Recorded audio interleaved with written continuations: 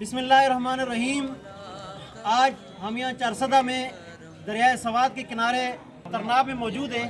آج ہم پہلی دفعہ اس علاقے میں، یہ بہت بڑا علاقہ جو متاثرہ ہے، یہاں پر ابھی تک کوئی بڑا ادارہ نہیں ہے۔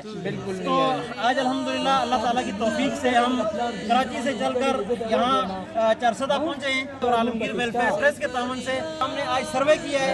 یہاں بہت بڑی ضرورت ہے اور بہت بڑا علاقہ متاثر ہوا ہے اور یہ پورا دریائے سوات سب کچھ بہا کے لے گیا ہے۔ سیلاب سے ان کے گھر بہ گئے، گھروں میں پانی آ گیا ہے، ضروریات زندگی ختم ہو گئے۔ تو آج عالمگیر ویلفیئر ٹرسٹ کی جانب سے یہ راشن دیا گیا ہے اور ایک بنیادی ضرورت کی سامان دیا گیا ہے، اور ہماری دعا ہے کہ اللہ تبارک و تعالی یہاں پر بحالی کا سلسلہ قائم و دائم فرمائے، اور عالمگیر ویلفیئر ٹرسٹ کے جتنے معاونین ہیں سب کو اللہ تعالیٰ جزائے خیر عطا فرمائے۔